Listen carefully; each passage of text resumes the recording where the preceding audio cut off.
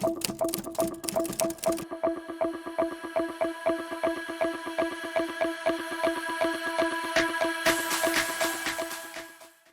soy Leandro de Forma a Distancia, director del centro, y estamos en este podcast temático para todos nuestros alumnos en abierto en YouTube. Y hoy tenemos una visita de excepción de un profesional del sector veterinario, en este caso, licenciado, ¿no? Licenciado Alfonso Subiza, que ahora os lo voy a presentar, para que nos cuente un poco, brevemente su trayectoria, los años que lleva como profesional del sector y que nos cuente un poco acerca de la función del auxiliar de veterinaria, cómo está el sector, cómo está el mercado, y sin más, no me extiendo mucho más.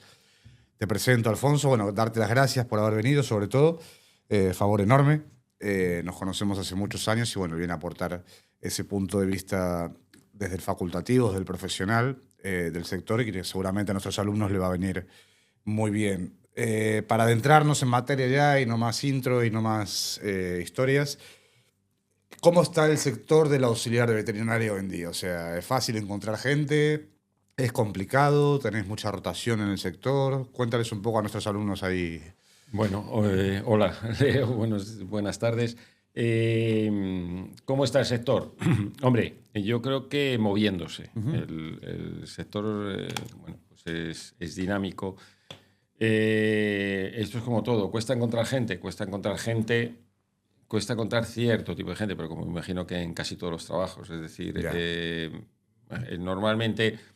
tradicionalmente el auxiliar, que es donde enfocabas un poco el tema, la charla de hoy, se ha preparado pues en casa, diríamos, ¿no? Okay. En la clínica, pues cogías a alguien con ganas de trabajar, que le gustaba el tema del trato con los animales. Evidentemente, pues no era licenciado ni nada. Entonces, pues entraba como auxiliar, como ayudante. Ha habido mucha gente que se ha ido al tema de peluquería canina, de higiene, adiestramiento, educación. Es decir, más o menos en sitios donde no había hasta ahora una titulación. En España no lo ha habido. De hecho, en muchos casos todavía no la hay. Tema de peluquerías, hay muchos cursos y en este tipo de ayudas, diríamos, al animal de compañía, ¿vale? Que es donde estamos un poco tocando. Entonces, actualmente sí que efectivamente hay cursos, hay gente que se va preparando. Sí, que ahí entramos nosotros un poco, y esa iba a ser casualmente la siguiente pregunta, ¿no? ¿Qué opinas de que ese trabajo no esté arreglado ni haya, por ejemplo, en otros sectores de enfermería tenemos las FPs, en farmacia igual? Y veterinaria, sin embargo, está ahí en un limbo. Un limbo en el cual no existe no hay un grado oficial, con lo cual a nosotros como centro de formación, evidentemente, nos arroja nos abre las puertas a un mercado muy potente. Pero ¿tú qué opinas como profesional? ¿Debería existir esa figura? Yo en el tema en vuestro tema, el tema de educación, curso y tal, no estoy tan puesto. O sea, Okay. Más en lo que es la veterinaria clínica, lo que es el propio. Pero creo que hay algo ahora, por lo menos aquí, que es algo de un ciclo de estos de 2 años y tal, que va un poco para todo. No sé si es específicamente auxiliar o algo de eso, pero prácticamente lo que yo veo, lo que se mueve son cursos, mayoritariamente, de lo que estás hablando, cursos. Antes puede llegar, como no está tan reglado, pues efectivamente puede llegar alguien que, mira, la sobrina de no sé quién que quiere hacerlo, la empiezas a meter, aprende. Y como todo va aprendiendo, pues en el día a día, y puede llegar ¿a dónde? Pues a donde más o menos quiera, como en cualquier negocio. Todo. Al final es proponerse las cosas y alguien avanzar. que entra en cualquier oficina, pues ayudando, y poco a poco va subiendo dentro de las labores que evidentemente no sean técnicas, ¿no? En el sentido, pues no va nunca a llegar a la labor que puede hacer un veterinario, un cirujano, evidentemente, de otras cosas porque no tiene capacitación para eso, ni aunque supiera hacerlo. Ni estaría autorizado. Sería un intrusismo profesional. Pero sí que tiene muchísimas labores, es decir, entonces, estos cursos lo bueno que tienen es que primero pueden filtrar de alguna forma en que, me meto a ver qué pasa, y a lo mejor pues me meto primero en un curso y luego voy viendo si realmente esto me va a gustar o no me va a gustar. Y luego, pues evidentemente, esos conocimientos que tendría que ir aprendiendo, trabajando y a lo mejor incluso metiendo la pata, como la hemos metido todos al principio, pues bueno, pues de alguna forma los filtra y ya sería ideal que fuera algún tipo de, bueno, pues eso, de exámenes de filtro donde pues, se le dé un empujoncito. Sí, bueno, nuestros alumnos en concreto en el curso, digamos que, como todo, ¿no? Al final hay mucha teoría. Esto forma parte de esta charla, ¿no? Porque al final que oigan la opinión de un profesional del sector como tú también les va a abrir, bueno, la cabeza y les va a situar un poco más cómo están las cosas, pero sí es verdad que ven mucha teoría y donde realmente se aprende después es en el día a día, me imagino, en la práctica, en la veterinaria, en las urgencias, bueno, cuéntanos cómo es un día así a bote pronto en la clínica, qué va a encontrar ese auxiliar de veterinaria en sus primeros días. Bueno, está bien lo que estás diciendo, más la teoría, vale, la teoría evidentemente solo la teoría, es verdad que queda muy coja, pero no es mala.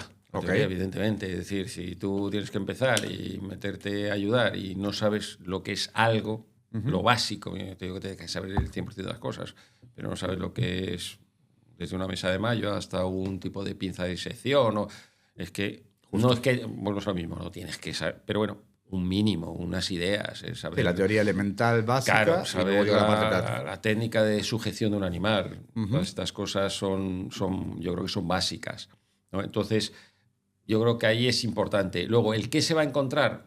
Se va a encontrar principalmente trabajo. Y todos sabemos lo que es el trabajo. No es lo mismo el trabajo como... Sí, un curso X que va a poderse trabajar manos a la obra. Querer un poco, voy a pasar un rato, tengo que cumplir unas horas, tengo que tener una responsabilidad, y luego no puedo meter la pata. Estamos hablando de seres vivos. Es verdad que no va a tener esa responsabilidad directa, pero bueno, oye, estás ayudando, pues imagínate que tienes que mantener pues una temperatura adecuada en un sitio y no la tienes. Pues a lo mejor ese animal, oye, puede coger hipotermia y puede tener un riesgo, es decir, no es que vaya a aplicar a lo mejor un tratamiento, que no vaya a hacer algo que es responsabilidad del veterinario, pero sí hay otras cosas que son importantes, ¿no?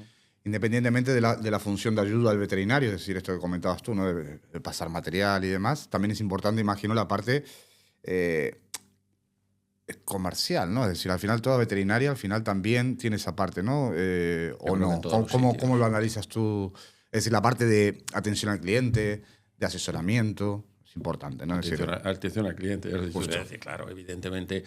Pero ya no es por el tema de que estemos hablando de, evidentemente, bueno, sin tomarlo mal, un negocio. Al final, sí, es una empresa. Todo es un negocio, ¿no? La medicina es un negocio. O sea, al final, o tiene su parte de negocios, lo que es, al final son centros privados, pero evidentemente es por respeto también. Es decir, alguien viene pues con una sensibilidad, viene con una confianza, porque oye, va a poner igual que con el médico, igual que un mecánico, es decir. Sí, oye, al final estás llevando a un lo que pasa es que en un mecánico estamos hablando al final de un tema económico. Oye, mira, mi coche me has hecho gastar. Yo por algo material contra. Aquí es más complicado porque estamos hablando de unos sentimientos. No puedes poner, al final, un embrague se ha estropeado, una televisión se ha estropeado, pues mira, te la cambio. Al final es dinero. Aquí estamos hablando de algo más. Entonces hay que saber esa persona, que muchas veces es muy importante el auxiliar, porque muchas veces es la primera toma. Es decir, tú no vas igual que con el médico, entras y vas a hablar o con un secretario, una secretaria, con un enfermero, una enfermera. Es decir, vas a hablar con el auxiliar. Y luego ya pasarás, pero es la primera parte. Si esa parte ya te echa para atrás, complicado, igual que la limpieza, por ejemplo. Es que estamos hablando al final de un todo. Entonces, el auxiliar, evidentemente, es importante.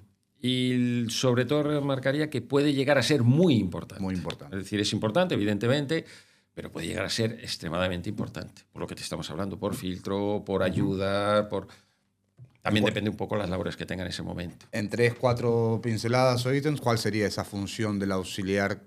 Más que nada para nuestros alumnos, ¿no? Oye, pues en la clínica vais a hacer, si lo tuvieses que definir en 5 puntos o 4. Inmensa. Depende del centro.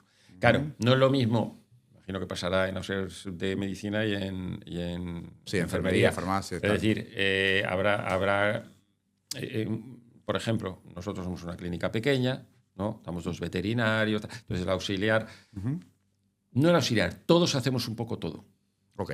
Evidentemente, porque, claro, me imagino que un hospital, conozco clínicas, hospitales, clínicas grandes, donde a lo mejor hay 10 veterinarios, 15, 20 auxiliares, pues, claro, es otro nivel. Entonces estarían, diríamos, en ese sentido más especializado, aunque luego puedan rotar, pero habrá auxiliares que estén más de cara al público, pues en recepción. Vale, pues, lógicamente la labor va a ser más de recepción. Atender, ver cuál es la necesidad, fichas, abrir historiales para preparar ese historial. Porque, para que no tenga, Justo. todo lo que pueda tener que ver con esa recepción.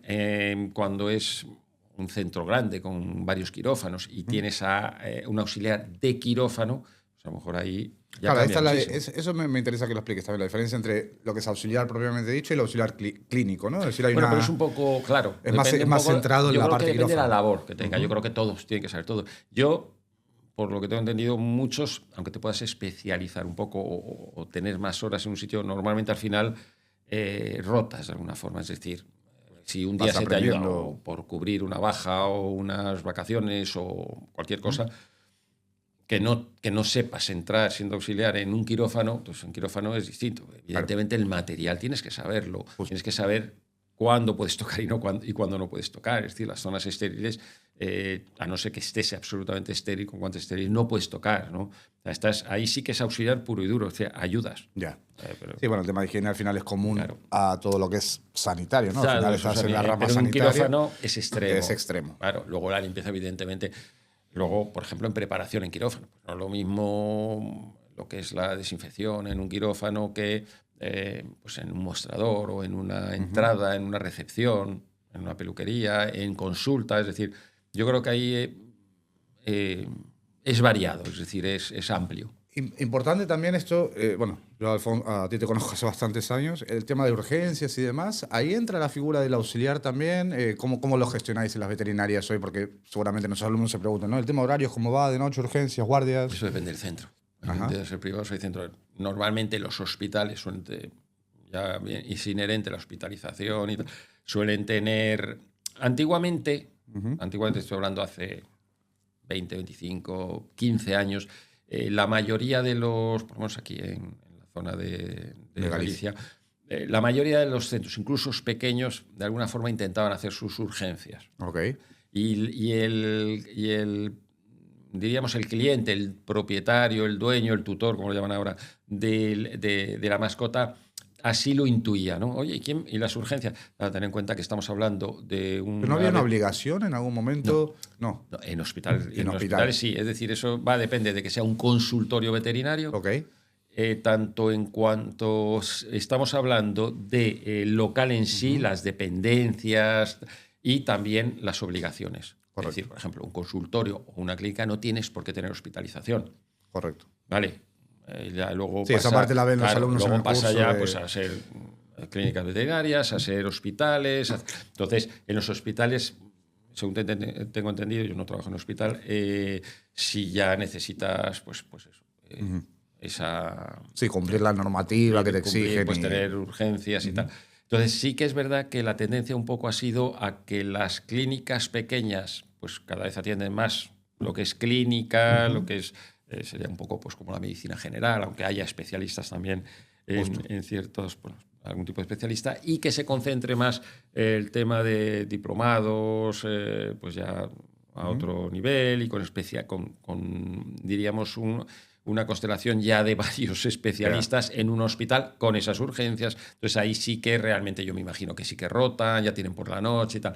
En las clínicas cada vez se va más a un horario o único, 16, corrido y tal, o mañana y tarde y cerrando antes. Antes yo me acuerdo las clínicas cerraban muchas a las 10 de la noche.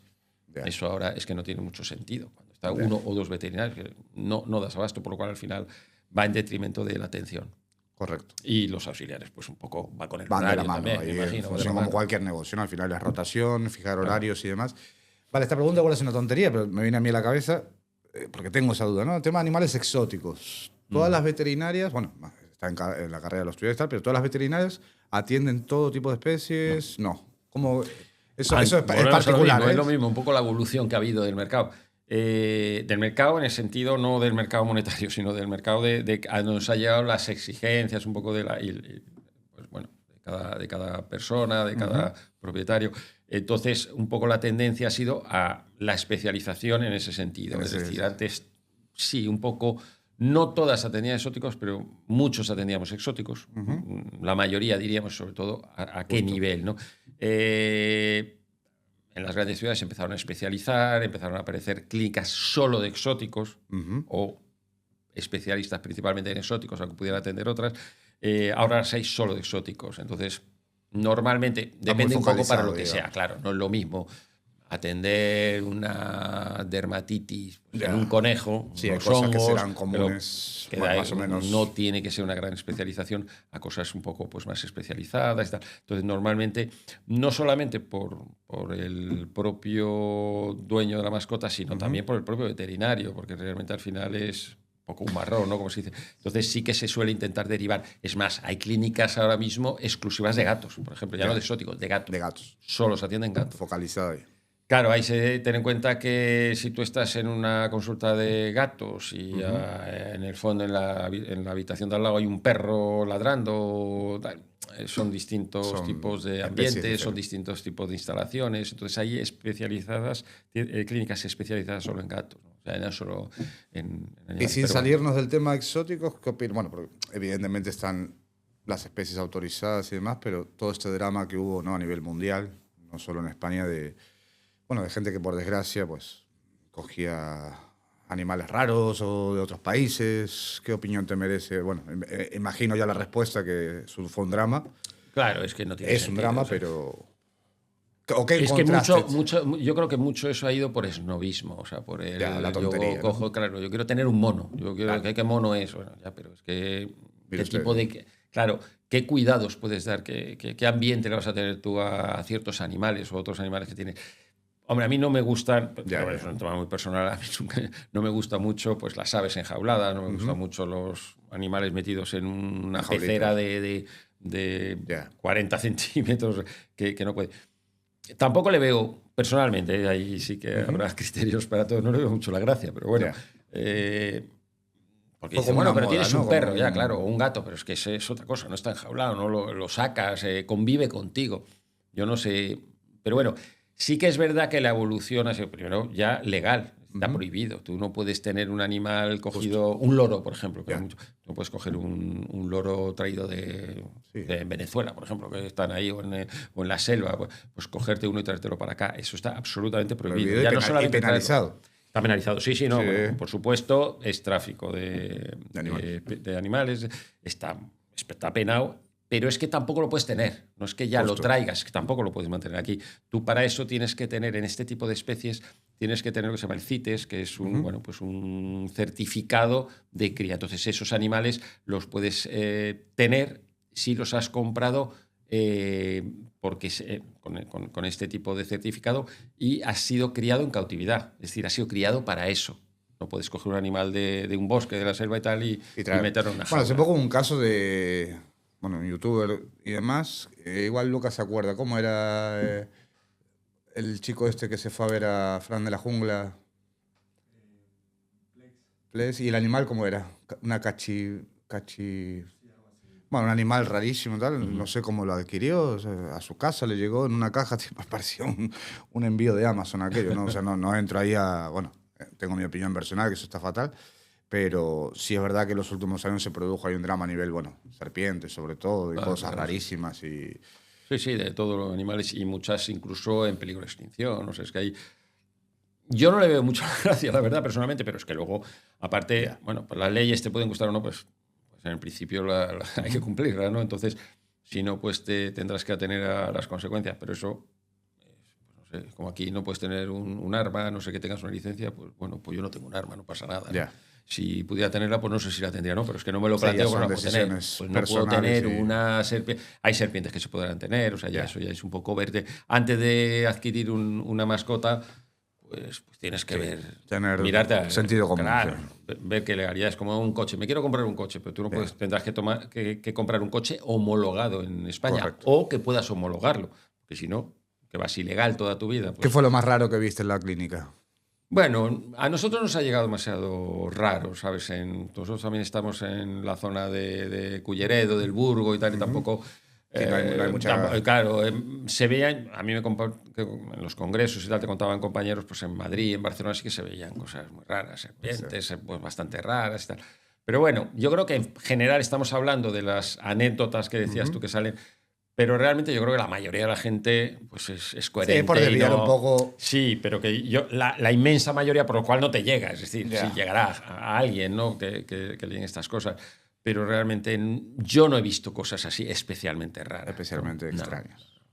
No. Vale, y saliéndonos del tema especies y tal, anécdotas así, algo, no sé, gracioso, curioso, que le podamos contar a nuestros alumnos que digan, oye, en tantos años que llevas como veterinario, no sé. Es que ves de todo. O sea, gente, pues eso, que te trae cosas curiosas, ¿no? Porque ahora lo es muy... Pero ahora tenemos, por ejemplo, pues muy típico cabras enanas. ¿Cabras enanas? Sí. A mí, por ejemplo, me acuerdo una vez que nos llamó la atención la primera vez que vi la cabrita enana esta, que son encantadoras, son muy simpáticas, pero, por ejemplo, lo que gritan no te puedes llegar a imaginar. O sea, te da un válido de esos y es un sonido impresionante, o sea, pero de asustarte. Dices, ¿qué es esto? ¿No? O sea, es como un crío gritando, pero gritando de verdad. Entonces dices, bueno, como los cerdos también, también los yo no he chillidos. visto, fíjate, los cerdos estos vietnamitas que se pusieron muy de moda hace años y tal, yo nunca tuve ninguno como cliente. Tengo compañeros y amigos que sí que los han tenido y tal, yo nunca he tenido ninguno. Pero cabras sí, patos... Cabras enanas. Cabras enanas, sí. Y ya están... son muy simpáticas, ¿Pero que lo tienen como animal doméstico o en fincas en plan...? No. Bueno, normalmente lo tienen... Sí, en fincas. Normalmente en chalés, fincas y tal. Pero son pequeñitas, es más pequeño que un perro. O sea, animales de 20 kilos, 25 kilos, o sea, tampoco es menos. ¿Qué promedio de vida tienen esos? No, son longevas, no tienes ningún problema así. Hombre, aquí el problema con el tema de la longevidad no lo encontramos, sobre todo con los niños, los pobres, que cuando no les quieren comprar un perro y tal, les compran un hámster, les compran un conejo y eso viven muy poco tiempo. Un telediario. De media te puede vivir 3 años, tal. Entonces dices, claro, el pobre chaval...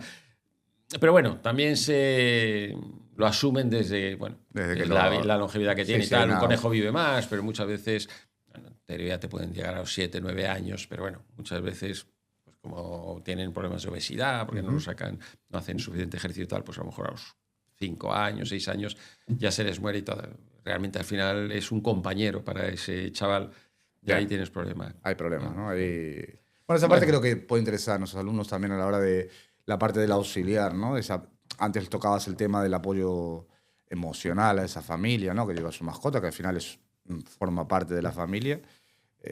¿Cómo se lleva esa parte? El auxiliar, que es lo que estabas un poco comentando antes, es vital. Es el que más lo va a vivir, digamos. No sé si el que más, pero sí que es volvemos a decir, el primer contacto. Correcto. Entonces también muchas veces es que está, bueno, pues oye, vamos a hacer estas pruebas, está fuera a lo mejor, o en una sala adyacente a consulta o en la propia sala de espera, entonces a lo mejor tiene que estar acompañado también el auxiliar y es complicado. Sobre todo puede tener en cuenta, a veces, pues es la primera vez que ves a esa familia o a ese propietario, pero hay veces que llevas años con ello, entonces ya hay una empatía, hay una confianza, tengo gente que ves muchas veces al año y bueno, pues va surgiendo esa empatía, esa conexión. Y cuando hay un problema grave, difícil. Pues a veces emocionalmente es una carga. Yo llevo 30 y tantos años ahí en esto y me cuesta. Y a aún veces, sigue. Sobre todo sabes claro, es que lo sabes, qué nivel de complicidad, qué nivel de intimidad tiene con ese animal, qué significa ese animal, ese perro, ese gato, lo que sea para esa familia, para esa persona y... a veces las noticias son complicadas. Una parte complicada. Entonces el auxiliar ahí, evidentemente, tienes que tener empatía, pero no es lo mismo. Lo que decíamos antes. Calidad humana, empatía y... Es que si no... Y ponerse la piel del otro. Claro, no puedes ir frío. Mire, esto es esto. Ya. Es complicado. Pero yo creo que ahí es lo más fácil porque normalmente quien quiere meterse en esto, normalmente los auxiliares, la gente que trabaja en este mundo, le tiene que gustar. Yo creo que como todo te tiene que gustar, pero especialmente, ¿no? Tienes que tener cierta empatía vocación, con la gente, esa vocación. Entonces, realmente te pones en la piel de esa persona, de esa gente, de esa familia. Y a pesar de tus años, sigue afectando esa parte emocional. Está ahí. Y me consta que la mayoría de... O sea, eso no bueno, eres frío en ese sentido, te cuesta. Más bien entendido, lo que voy a comentar, más de cara a los propietarios, a la familia, porque realmente es quien se queda, ¿no? Que a la propia mascota. Porque la mascota, por ejemplo, Justo. hoy, por ejemplo, hemos dormido, eutanasiado a una gatita que conocíamos. Claro, realmente, si lo analizas fríamente, pues esta tenía 17 años y pico, cerca de 18 años. Correcto. Estuvo muy bien cuidada. Había una empatía enorme con la familia, o sea, ellos estaban hechos polvo realmente. Yeah. Son 18 años que había vivido con ellos, además muy buena, la gata muy empática y muy porque hay gatos más ariscos, Sí, pero no deja de ser típica, un drama. muy cariñosa, muy de participar con la familia y tal. Y además ya pues, tenía una insuficiencia renal que estuvo tratada durante un tiempo, pero ya llegó un poco a que era insostenible. O sea, Entonces, bueno, pues hablándolo con ellos y tal, se durmió hoy, precisamente. Y cuesta porque bueno, pues una gente con la que has hablado. Parece interesante que tendrás muchos casos que no, ¿no? O sea, que se niegan a... Bueno, no es que se nieguen, quizás no es la frase adecuada, que prefieren seguir tratamientos indefinidamente. ¿Cómo está ese tema? No te creas. No, bueno, vamos a ver. Sí que, evidentemente, hay gente que querría, ¿no? Pero te vas dando cuenta. La gente, oye, al final convives día a día y te das cuenta cuando digo, mira, esto ya... Cuando son crónicos, no hay ningún problema. Y sí, hay mucha gente que quiere... Pero no, la gente, en general, es que tiene lógica. O sea, no se empeña en plan caprichoso como un niño. Se puede empeñar más un niño. Pues no, pues yo no quiero, pues quiero que Fifi siga tal. Me niego. Pero bueno, al niño se le convence. O sea, mira, esto no puede ser, tal. Y puede haber la rabieta, pero luego lo entiende muchísimo mejor los chavales. Es más doloroso muchas veces el adulto. Pregunta a título también personal, porque muchos de nuestros alumnos son del resto de España, pero bueno, ¿cómo está el tema aquí en Galicia? Por ejemplo, cementerio de animales, ¿tenemos? ¿No tenemos? ¿Hay algo de eso? Hay cementerios de animales y que yo creo que hay alguno ahora. No, aquí, donde yo tengo la clínica y tal, realmente, que yo sepa, no lo hay. Por aquí cerca. Hay incineradoras, se hace incineración individual, bueno, pues con las cenizas. Hay gente que lo puede enterrar luego en un jardín, donde quiera y tal, esas cenizas. Hay gente que conserva la urna, es decir, eso ya, pero eso es muy, tan particular. No sé exactamente cómo... Sí, ¿Cómo hay en España, Madrid, hemos visto en las grandes ciudades. Aquí no sé si ahora mismo en Galicia tenemos cementerio. La verdad que es un tema que ya se sale un poco de mi... Igual esta parte y realmente a mí nunca me lo han preguntado. Si no lo sabría porque me habría enterado. Porque yo intentamos, lógicamente, además en un momento que es duro, no le decimos, oye, pues toma y búscate la vida, sino que intentamos pues ver con profesionales quién puede tener... Bueno, yo lo dije en algún otro podcast, que soy de Buenos Aires al final, y de la zona donde yo vivía había bastantes, incluso a nivel top, ¿no? O sea, jardín de paz para tu mascota, no sé qué, fortunas que había que pagar. Bueno, pues que está bien, ¿no? Es un servicio más y oye, ahí está el tema. Eso, la parte esta había que tocarla, es decir, es la parte más dura del auxiliar, del profesional también, ¿no? Es duro, ¿eh? Y de hecho, no solamente con auxiliares, con veterinarios, sobre todo cuando son más jóvenes y tal, entran a trabajar contigo en la clínica. Claro, las primeras veces se impresionan mucho, porque tú entras a trabajar con esa ilusión y ves que, mira... Sí, el primer día igual hay un drama, o sea... Muchos perros, muchos gatos, muchas mascotas se duermen, se eutanasian o se mueren, literalmente, en la clínica. Evidentemente, es a donde van cuando ya no puedes más. Entonces, hay que acostumbrarse, no es fácil. Y al principio, pues gente joven, chicas y chicos que vienen con esa ilusión y tal, y a la semana les aparece que hay que sacrificar a uno que ha estado el día anterior acariciándole y dándole mimos y muy simpático, y cuesta. Entonces hay que explicarles, mira, es que tienes que hacer de tripas corazón, tienes un poco que... Porque, claro, solo faltaba que al final tenga que consolar, el propietario al auxiliar, ¿no? O sea, solo faltaría. Entonces, tú tienes que dar ese apoyo, ¿no? Dentro de la labor que tengas que tener. Entonces, tienes que... Sí, es parte del trabajo, es parte de la vida al final. No es fácil, por lo menos para mí no es fácil. Tienes que dar... Vale, avancemos, que se nos va a poner a llorar todo el... Claro, todo el pues fíjate, imagínate. Otro tema que seguramente preocupa a alumnos y demás, y creo que es importante, porcentaje, razas peligrosas o perros peligrosos o gatos incluso, ¿no? O sea, que por ahí esa persona que tiene 18, 19 años, que está empezando y que dice, oye, quiero adentrarme en una veterinaria porque es un mundo que me apasiona y tal. Si tuvieses que arrojar un porcentaje o qué consejo le podrías dar, independientemente, ya sabemos que está el bozal, que están las normas de seguridad. O por el miedo, quizás, ¿no? Por el miedo. Porque puede estar la parte vocacional, pero decir, oye, pues... Ninguno. Ninguno. O sea, vamos a ver. Riesgo, claro, evidentemente, como muchísimas profesiones. Okay. Pues es como si me dices, oye, voy a entrar a trabajar en una obra. Sí, se te puede caer una pared, sí. Bueno, sí. Eso no debería ocurrir. Para que se te caiga una pared. Que te caiga un cascote, sí, pero es que ponte el casco. Es que tienes. Entonces, evidentemente, los perros, muchos pueden venir asustados. Normalmente hay una labor, sobre todo los que vienen ya de tiempo, que vienen desde pequeñito y ya los vas conociendo, les vas...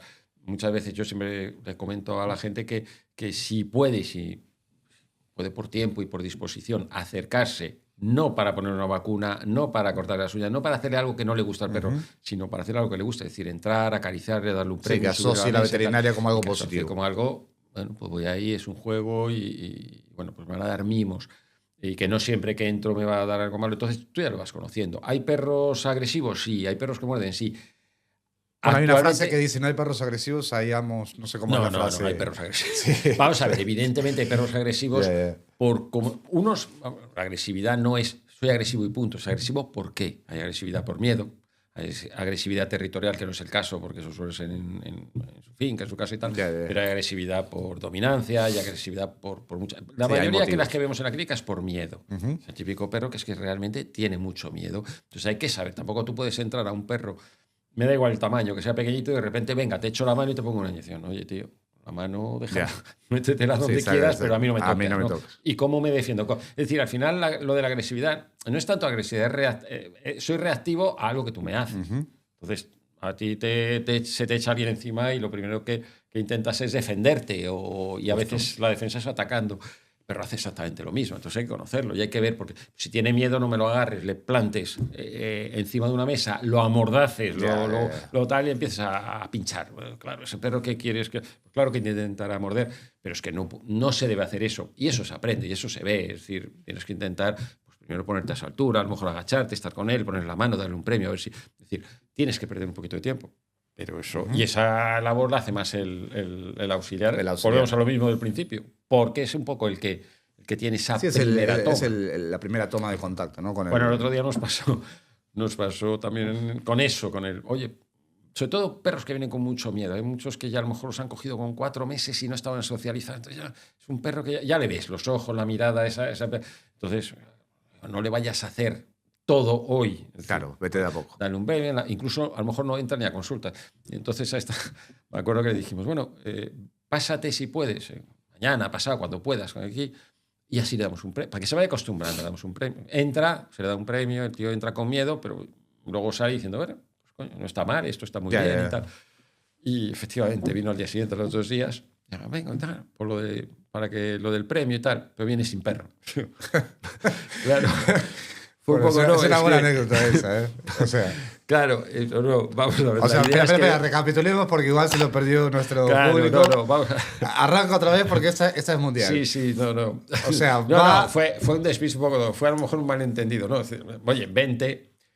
Claro. Con el perro para que asocie a la veterinaria. El perro entrará asustado igual, porque no aprendo. Correcto. Bueno, a ver qué me van a hacer aquí, ¿no? Porque no estoy socializado. Era un perro jovencito y tal. Sí. Le damos un premio, juegas con él, le das una caricia, él lo toma, no lo toma, pero se va diciendo, bueno, pues esto no está tan mal, ¿no? Y eso si lo haces varias veces, al final el perro entra. Y de hecho este perro entra, estoy hablando hace 4 o 5 meses, entra fenomenal. Y sí que entra un poco así pudoroso, pero enseguida se suelta, bueno... Pero la anécdota es que el propietario... Y la primera vez que se lo dijimos un día, sí. Pues hoy. Y a los 2 días apareció, al día siguiente y tal, venga, hola y tal. No, vengo por lo de que me dijisteis que venía y tal. Del premio. Claro, el premio. Pero venía sin perro Pero claro, no. Es que bueno. No nos hemos entendido. La idea es que venga con el perro para que le demos. Es el perro el que se tiene que acostumbrar, ¿no? Y fue, bueno, a partir de ahí efectivamente ha venido con el perro. Ya te digo, es muy simpático el perro y ya viene muy, muy contento y tal. Pero fue curioso. Muy gracioso. ¿A quién le damos el premio, no? Ya. ¿A quién no se iba a acostumbrar? Pero bueno, que estas cosas sí. Bueno, ya te digo. Como resumen, o sea, miedo al peligro. De hecho, poco o cero, yo no lo he visto. Que me estabas hablando del auxiliar y tal. Eso lo he visto el auxiliar. Me lo ha contado el auxiliar. Te lo ha contado. Vino. Y yo, claro, me hizo gracia, pero yo, por ejemplo, no he atendido. Sí que me acuerdo la primera vez que venía con mucho miedo. Estuvimos media hora, a lo mejor, pues en la sala de espera, venga, tal, no sé qué, ponte aquí, estate quieto. Y muy bien. Pero esto ya luego fue el auxiliar quien lo... Es decir, al final es la labor esa de ayudar y de recibir y de ver qué ficha es y qué le ha pasado y qué antecedentes tiene, el historial, tienes una historia clínica. Dice, bueno, sí, es la primera persona que va a encontrar al final el paciente, que es el perro o el gato o lo que tal, y el cliente, ¿no? El dueño de la mascota. Por resumir, es decir, miedo cero, más prevención que otra cosa. No, vamos a ver, me preguntabas que puede haber agresivos. Es un matiz que efectivamente tiene un poco que ver lo de... ¿Hay perros agresivos? Sí. Perros que vienen. Hay perros que no los sacan nunca de una finca. Estoy hablando de un pastor alemán que no lo han sacado, un mastín que no lo sacan nunca de una finca y lo sacan y tiene 4 años, ya lo han sacado 2 veces para venirte cuando ya está cojo, no sé qué y tal, a la clínica, no viene contento. No viene contento porque ya está nervioso, ya está, no sé si asustado, a veces puede estar asustado, puede estar como sea, pero desde luego no está en sus condiciones normales para estar tranquilo. Viene nervioso, lo ha metido en el coche y viene mareado, viene un tío que no conoce de nada, que lo intenta agarrar, que lo intenta sujetar, que encima le echa la mano hay técnicas, ¿no? Pero bueno, le echa la mano a la pata que me duele. O sea, pues lógico, ¿qué va a hacer el perro? Pues defenderse. De todas formas, hay formas. Es decir, formas técnicas. Claro, primero tú no llegas y le tocas la pata que le duele. No, al revés, empiezas a tocar la que no le duele para ir más explorando. Y luego lo que tienes que hacer es protegerte. Evidentemente no somos tontos, no llegas ahí en general. Sí que hay gente imprudente, es verdad que hay gente imprudente. Pero bueno, tú tienes bozales, tienes lazos, tienes correas, puedes sujetar. Hay formas de sujetarle sin tener que estar poniéndole un bozal. En casos si al final hay que poner un bozal, pues porque imagínate que le estás examinando el ojo. El ojo está al lado de la boca y tú no estás concentrado en la boca, estás concentrado en el ojo, pegado a 20 centímetros del perro. Cuidado. Bueno, pues a lo mejor hay que... No puedes además transmitir esa responsabilidad, esa labor al propietario. Correcto. Primero porque no tiene por qué saber hacerlo. Evidentemente, de hecho, la mayoría de las veces no sabe. O puede incluso tenerle miedo a su propio... Hay algunos que le tienen miedo, ya te lo dicen. No, yo no hago nada, que es que a mí... Pero es que, de todas formas, una cosa, ese perro posiblemente no se comporta así con el dueño, por lo cual yo no tengo ese problema. Yo particularmente tuve un cocker 14 años, que fue queridísimo y todo, pero era... O algo hicimos mal, evidentemente, en su educación o lo que fuese, es lo más probable, pero teníamos pánico. Porque el tío, no sabías en qué momento te iba a morder. Y nos mordió a todos, de hecho. Al final vivió 14 o 15 años con nosotros y... Sí, pero... Y tuvo una buena vida, pero su carácter era ese. Sí, es verdad, después nos dijeron... Bueno, no sé, tú me dirás si es cierto lo que me dijeron en su día, años 90, que él había tenido parvovirus y que podía ser una consecuencia de eso. Luego nos dijeron que los cocker dorados... No, pero de parvovirus seguro que no. Como por el parvovirus lo que puede haber ocurrido es que en la época de socialización haya estado ingresado, haya estado tiempo, pues y además pues inyectándole y correcto, aislado tal, y eso sí le ha podido marcar un carácter. Pero no guarda relación la enfermedad con el... Y el tema de las razas, porque también otro argumento fue que, no, es que los cocker dorados son así. ¿Hay algo de eso o es más leyenda? Hay muchísima controversia. En principio, no puedes decir que ese perro sea agresivo o que muera por la raza. Ok. Es decir, hay carácter. Hay carácter. Yo, uno de los perros más adorables que he visto y siempre se tiene un poco de respeto porque por los que yo me he encontrado y tal, okay, ha sido con los Rottweiler. Okay. Pero, por ejemplo, no por decir, bueno, es que los Rottweiler... No, yo sí que es verdad que he tenido de todo, pero muchos con cierto carácter, diríamos. Entonces, como tenía carácter, cierta tendencia a la desconfianza y cuando ibas a tocarle las narices, porque le tenías que examinar y tal, no les gustaba. Entonces, claro, es un animal pues, que tiene... Tal. Pero, por ejemplo, una de las perras yo que era de un cliente más encantador que he visto, que era, vamos, como un caniche adorable, era una perra de Rottweiler. Buenísima. Una pasada, o sea, increíble. O sea, que no es por raza. ¿Qué pasa? Que muchas veces se ha asociado también la forma de educar a ese perro claro. o de aislarle. Cuidado, cuidado. Y la gente le tiene cuidado, que es no sé qué, por lo cual la gente no juega con ellos, la gente se aísla. O sea, yo creo que hay una serie de condicionantes. Yo creo que es más importante analizar al individuo que a la raza en general. Es verdad que hay tendencias, es decir, tú ves... En una época aunque realmente los etólogos, los especialistas en esto, a mí me lo siguen negando. Yo hace poco hemos hablado... Pero yo veo que lo que yo he visto, ya te digo, como si fuera un usuario más, que los labradores y los golden, aunque efectivamente pueda haber animales pues con más conflictivos, en general son buenísimos. Lo que les encanta es jugar y son tontorrones en el buen sentido. O sea, lo que les encanta es jugar, el agua, comer y no complicarse la vida. Los boxers, pues otro tanto lo mismo. ¿Hay boxers agresivos? Pues claro, como correcto, todo. ¿no? Como todo en la vida. Pero bueno, yo creo, en principio lo que sí que se está de acuerdo todos es que por razas no se puede... ¿Gato o perro a la hora de ese carácter o esa... ¿Es más difícil tratar a uno que a otro? Son distintos. Volvemos a lo mismo. Tú no puedes tratar... Lo que sí que no puedes tratar es a un gato como a un perro. Correcto. Ni a un perro como un gato. Es decir, son totalmente distintos.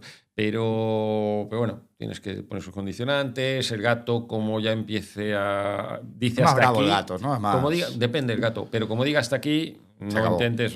Entonces no puedes tener a un gato 2 horas en la sala de espera pasándole perros por delante y el tío allí y pensar que le vas a abrir y te va a decir, ahora estoy aquí, vengo... No, o sea... Cuidado, el gato... Bueno, más desconfiado, más arisco. No le gusta salir de casa y sobre todo porque está fuera. Volvemos a lo mismo. El perro, en general, hay gatos que no, pero el perro normalmente está socializado, sale al parque, ve gente, ve niños, ve de todo. Y bueno, está acostumbrado a esa gente. El gato normalmente vive metido en una casa, en un piso, vive ahí y no suele ver más que a la gente que va de visita. No sale de paseo, en general, no sale de paseo, no está... socializado en ese sentido, y luego tiene otro tipo de paciencia, es decir, hay otras señales, hay otras formas de manifestar el no estoy de acuerdo con lo que me estás haciendo, entonces cuidado. Y luego es más fácil de bloquear, diríamos, de sujetar a un perro. Al final tienes que tener cuidado con la boca. En el gato tienes que tener cuidado. Son más rápidos, son muy rápidos, y además tienes que tener cuidado la boca y 4 zarpas que son muy rápidos daño. Y que hacen daño. Entonces, bueno, es distinto, es la forma distinta de utilizarlos. Bien, me gusta.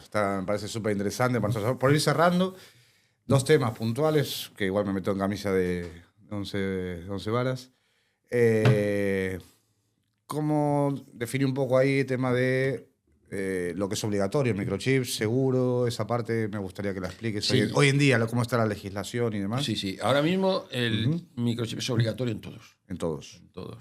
No en potencialmente peligrosos, ni tal. En perros y en gatos, en todos. Correcto. En todos dentro de los animales comunes que vemos. Entonces, perro y gato, obligatorio. El seguro, en principio, ¿cómo está eso? Hay que tener un seguro. O sea, la ley te dice que hay que tener un seguro, pero bueno, eso está todavía un poco en el limbo, ¿no? No en el limbo. La ley está hecha, la ley de bienestar animal. Te dice que tienes que tener seguro. Ahora, la mayoría de la gente lo que está haciendo es hacer un seguro particular dentro del seguro que tú ya tienes, ¿no? Como tienen GoChip, pues oye, mira, dentro del seguro tengo la mascota, no sé qué, el perro, ¿Pero es multable el hecho de no tenerlo? ¿Es sancionable? En principio, sí. Sí. Lo que pasa es que, claro, es muy complicado. Si no tienes un problema, porque al final el seguro es por si tienes un problema. Justo. Si no, pues supongo que tendrás tú que... Principalmente es un seguro de responsabilidad ¿Seguro civil. privado en animales? ¿Cómo está eso? ¿Hay algo? Sí, seguro sanitario, ¿te refieres? O como puede ser Adeslas en personas o Mafre, lo hay para... Sí, hay seguros. Hay compañías, sí. Claro, el tema es que ya son compañías privadas, tienes que ver, pues como me decías tú, estas que hay de humanas. ¿Es un mercado pues, potente o es puntual? Sí, normalmente la tendencia en otros países ha sido a que es potente. Entonces, claro, también la veterinaria, la gente se queja de, uy, qué caros son los veterinarios, pero son muchísimo más baratos la veterinaria clínica que ha sido en prácticamente cualquier país. O sea, de hecho, nosotros tenemos gente inmigrante que te viene de Suiza, que viven en Suiza, que viven en Inglaterra y pasan aquí el verano y te vienen a hacer todo aquí con su perro, con su gato, que tienen en esos Les países, sale más porque es económico mucho aquí. más barato aquí. Evidentemente, ahora con las leyes nuevas, ha salido ahora la ley Eso de esa era la última pregunta. Ahí, ya que te adelantaste, arranca. Con las leyes nuevas está complicándose todo mucho más, por lo cual al final el perjudicado, entre comillas, va a ser el usuario final, que es el propietario. El propietario. Bueno, el animal, Ya. el propietario, porque va a tener que gastar mucho más. ¿Y cómo ves tú como profesional la ley esta? O sea, que forme parte de la familia, que bueno, todo esto que han incorporado ahora, que al final la mascota... Bueno, no sé si... Yo ahí no estoy muy puesto en materia, pero no sé si puede entrar a cualquier sitio ahora, a cualquier bar, a cualquier restaurante. No. ¿Cómo? En los bares no pueden entrar, igual que en el transporte siempre y público, cuando lo autorice que sean sitios privados, que esté autorizado, pero en los sitios, por ejemplo, de manipulación de alimentos y tal, solamente los autorizados, que son principalmente los invidentes, los perros guía. Y en los vehículos, en los taxis y todo eso también. Pero, Sí. por ejemplo, en los centros comerciales, pues yo ahora, por ejemplo, los centros comerciales es distinto. Entran, no tienen que pedir autorización ni nada. No, en los centros comerciales está permitido. En tiendas, otra cosa es que sí es lógico, ¿no? Yo eso ya no me meto, pero me imagino que como con el tema de alimentos es a nivel nacional, me imagino que los centros comerciales en las zonas de restauración y tal no podrán entrar igual. O sea, ¿Tiene algún fleco? ¿Está algo que tú, como profesional del sector, todos estos cambios que ha habido y tal, le veas? Bueno, yo si te en quieres general, mojar la mayoría en los congresos y en los sitios en los que se habla, hay cambios que evidentemente no tiene mucha lógica. A lo mejor no somos nosotros los que lo tenemos que analizar, pero bueno, se ha pasado a lo mejor del nada al todo, como muy de golpe. Entonces, en vez de hacer poco a poco leyes, pues se intenta hacer leyes como muy que abarquen todo, y yo creo que en muchos casos no tiene mucha lógica en la aplicación de muchos de los aspectos. No son fáciles de implementar. De hacer. Que sea obligatorio el chip, bueno, pues al final no pasa nada, es una cosa más. Está identificado, pero por ejemplo luego lo del chip en los gatos, pues es complicado. Yo lo veo bien en muchos casos, pero por ejemplo, ¿qué pasa en los pueblos? ¿Qué pasa con, no sé, hay muchos gatos que son semicallejeros, están ilegales, entonces, no sé, es complicado. No sé cómo se va a llevar a cabo eso, pero bueno, no soy yo el que tiene que juzgar eso. ¿Qué almacena el chip exactamente? Al final tiene un código alfanumérico que sería como la matrícula de un coche. Entonces, evidentemente, a ti no te va a decir nada, pero a quien accede no al veterinario, a la policía y al juzgado, etcétera, etcétera, accede a una base de datos donde está toda la documentación de ese perro. O sea, pues que es de fulanito de tal, que vive en tal sitio, que tiene tal teléfono. ¿Y ese chip, por ejemplo, policía local, nacional, tienen alguna maquinita ya o solo el Seprona? No. La tiene ya la propia policía. Seprona, tienen las policías locales, tienen los servicios que se llamaban antes de la acería, ¿no? Bueno, pues todos los sitios donde pueden terminar esos animales y luego las clínicas. Entonces, al final es intentar... A nosotros nos traen muchos, ¿eh? Oye, porque claro, sobre todo perros, ¿no? Pues mira, se me ha acercado ahí en el parque, no tiene dueño y tal... Le lees y si ya tiene el chip, pues ya directamente entras en la base de datos, en este caso es el REGIAC, la Red Gallega de Identificación de Animales de Compañía, y accedes y puedes llamar nosotros llamamos directamente, porque para qué vas a... Oye, mira, que tenemos aquí a tu perro. Acabas de dar la tecla a un tema que me parece súper... Y ya vamos cerrando. Yo voy caminando por la esquina de tu clínica y me encuentro un animal, lo llevo a tu veterinaria... ¿Qué se hace ahí? Se le mira si tiene el chip. Hombre, normalmente, antiguamente que no... o cuando fue reciente. No tiene chip, imaginemos. Si no tiene chip, ahí es complicado. Realmente lo que habría es que yo personalmente lo que digo es buscar por allí. Si tú quieres, si tú puedes mantenerlo, dices, oye, pues mira, yo un par de días lo puedo tener en casa, pues es poner carteles en la zona, porque lo más fácil es que se ha perdido alguien de la tendréis zona. muchos casos. Bueno, de vez en cuando algún caso, ¿no? Oye, es que me La encontré mayoría este gatito aquí la tirado. mayoría tienen chip. La mayoría tienen chip. Si es un gatito de estos callejeros que se ha encontrado 3-4 meses y no tiene chip, pues mira, o accedes, bueno, en teoría habría que llamar a la policía para que se hiciera cargo, pero ahí es más fácil o ir a las asociaciones que pueden tener contacto, que recogen animales para intentar buscar una casa, o si al final tú, oye, pues mira, yo me quedaría con este gatito que está en la calle, que le veo tal, y le voy a dar una buena vida y tal, pues sería empezar a legalizarlo.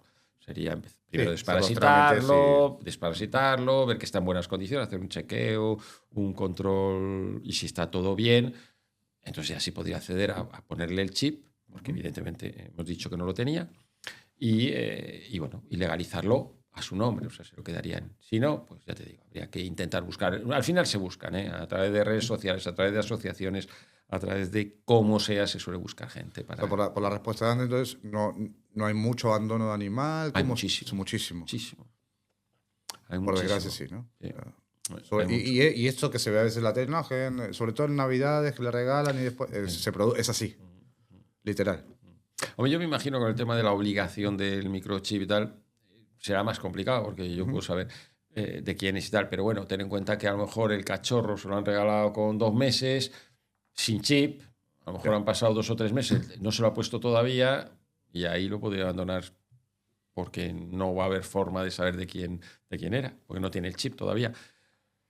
Sí que se abandona. Triste, pero es increíble.